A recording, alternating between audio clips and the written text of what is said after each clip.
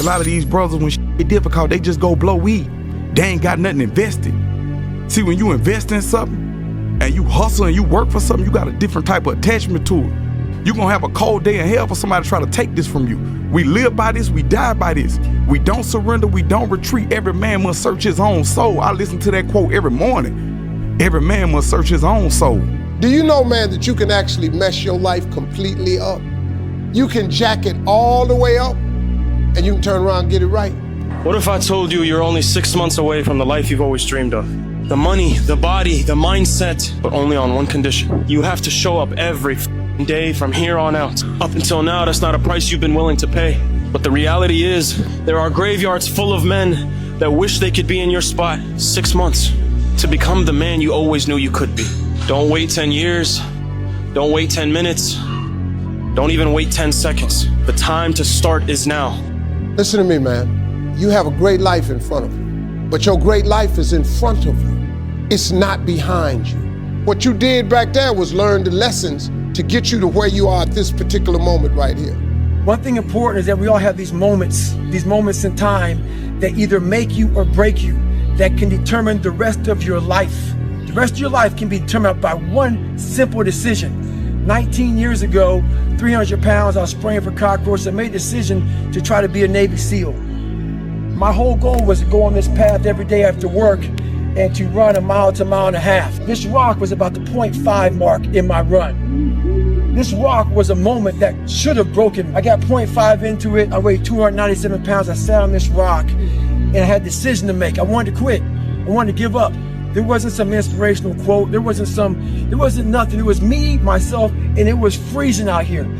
I had to make a decision. The decision I make was to get up and keep on going. That one moment changed the rest of my life. How much faster would you achieve your goals if it was just you and your goal? Not you and your goal and Netflix and video games and social media and friends you don't like and movies and shows and all these distractions that are splitting your attention in a million different directions. You can blame your lack of accomplishment on your friends, on your family, on this, on that. But the reality is, if it was just you and your goal and no other noise, no other distractions, I guarantee you would have nothing better to do than achieve your goal. So look around at your life and identify the things that take your attention away from the person you want to be and the things you want to accomplish, and remove that. Because if your goals are as important to you as you say they are, why would you voluntarily make it harder to achieve them? If you want to give up, you can give up.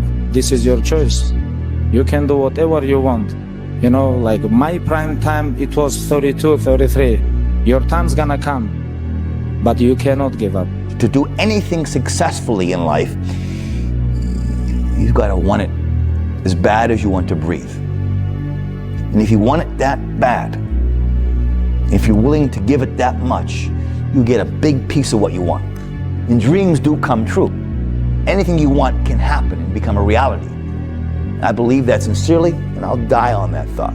Called him at 7:36 p.m. I remember the number. Hey, Pop. Hey, what's up, monkey man? So listen, can I talk to you about something? Sure. I said, Dad, I don't want to go to law school anymore. I want to go to film school. A little bead of sweat starts to go down the back of my neck. I'm like, here it comes. You want to what? I thought he was going to go into all this stuff about like my ass. You think I'm paying for that? You know, that could be a hobby, but you know, that's not a drill job. I thought all this was coming. And after about a 5-second pause, he goes, I hear this. Are you sure that's what you want to do? Yes, sir. Then I hear, well, don't half-ass it. And my dad not only said okay, in the way he said don't half-ass it was also, okay, let's go, big boy. Own that. Put some leverage, get some horsepower behind where you're going. Go do it. The biggest mistake a person can do right now, no matter in which situation you are, is to give up. You might not reach the best version of yourself in this lifetime, but a better one than you are right now. At least prepare yourself slowly, step by step, to get out of that hole right now. If you guys mentally believe you can do it, your body will find a way to make it happen for you. If you guys have any doubt, it's too hard. Seriously, guys, if you guys have any doubt you guys can't win this war, don't even try it. Because it's gonna take everything you have to do it. And once you do that transformation, guys, the golden egg lasts forever. You will never lose it, I promise you that. But if you have any self-doubt, or you're relying too much on external factors to keep you motivated, you don't have the right fire in the tank, don't even try it, guys. You're wasting your time because you'll never make it across the finish line. And then what's gonna happen is you're gonna feel like a failure for it. To be successful at anything, the truth is you don't have to be special. You just have to be what most people aren't. Consistent, determined, and willing to work for it. No shortcuts. If you look at all my teammates here tonight, it would be impossible to find better examples of men who embody that work ethic, integrity, purpose, determination, and discipline that it takes to be a champion in life. Only risk takers win. By definition, if you are the same as everybody else, if you're not taking a risk over and above what everybody else is taking, by definition, you can't win. If you're doing exactly what everybody else is doing, how can you possibly win? You have to be different. I can guarantee you there was probably 100 days where I didn't want to do anything. I wanted to stay in the pool or stay in my bed and not get out. But those were the days where you have to. You have to get up and do something, because I think that's really what separates the good from the great. The greats do things when they don't always want to do them. What's better? Take eight big risks in life, sin once, miss the mark once, but get achieve seven out of 8, or take 100 risks and achieve 8 of them. My hunch is that if there's a God, he's saying go for the 100 and get 8 rather than 8 and get 7. If you're not taking enough risk to sin or miss the mark, which is what sin means, to fail, what are you doing? Don't come back with even money. Come back with safe bets. That's the fear. The fear is never reaching your potential. That's it. That always falling short, always quitting before you're done, always procrastinating, always not doing the right thing. And then one day you're an old man. Yep. And you look back and go, God, I could have been great. Yep. I could have been great. The talents are pretty evenly spread throughout the population. That most of the limitations we have do not exist in reality, they exist only in your own mind. And one of the starting points of great achievement is to start questioning those self-limiting beliefs and throw them off and act as if they did not exist. And when you act as if they didn't exist, lo and behold, they simply disappear. When you're 25, you can be an idiot. It's no problem. Even when you're out in a job search, it's like, well, you don't have any experience and you're kind of clueless. It's, yeah, you're young, it's no problem. That's what young people are like, but they're full of potential. Okay, well, now you're the same person at 30. It's like people aren't so thrilled about you at that point. It's like, what the hell have you been doing for the last 10 years? Well, I'm just as clueless as I was when I was 22. It's, yeah, but you're not 22. You're an old infant, right? And that's an ugly thing, an old infant. Part of the reason you choose your damn sacrifice, because the sacrifice is inevitable, but at least you get to choose it. It is not everyone's job to make sure that you feel good. It is not everyone's job to solve your problems. It's not everyone's job to make sure you're happy. That's on you.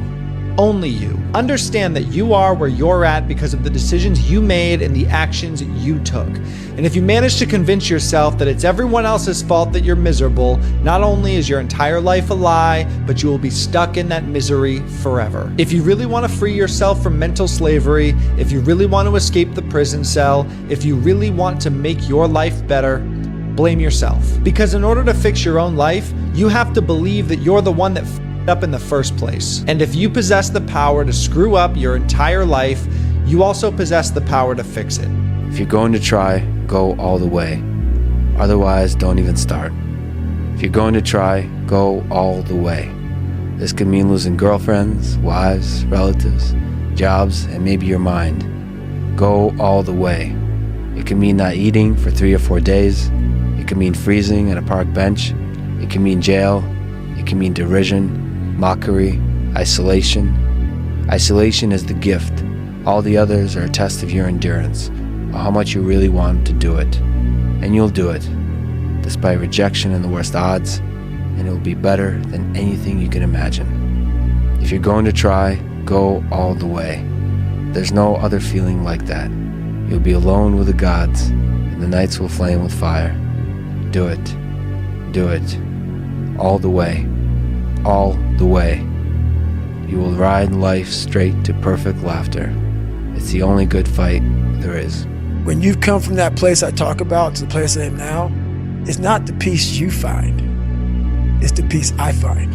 And I find so much peace in looking back at that young David at 8 years old with white splotches on his face and stuttering and hair patches falling out. And I look at him and I'm like, man, there's so much peace in knowing what I've accomplished and what I've done. So my peace may be different for others.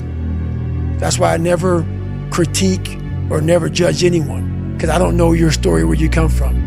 I found peace years ago. In the battle you find peace. When you go to war with yourself, you find a lot of peace, because you know exactly who you are. And that is where the peace is really found for me. In order for something new to come, something old must go. Let go of what you know until now. Empty the cup and start from the beginning. You must spill the old tea and pour in new one. At least give your best self the same amount of time to build your life that you gave your worst self the time to destroy your life, and then we can talk. Because you could spend decades thinking terribly and try to shift it and go through a challenge, be like, man, this isn't working. It's not working. You gave the club 20 years and you've given this 2 months. Doesn't even seem logical. At least give yourself a little bit of margin to understand this is a new way to live. It's hard. It's hard when you're young to wake up in the off season at 6 a.m. to go train and work out, knowing that all your friends are sleeping in and eating pancakes. It's hard when you're on your way to practice, weighed down with all your gear, and it's 90 degrees out and all the other kids are at the pool or at the beach, and your body is already completely exhausted from workouts in 2 days.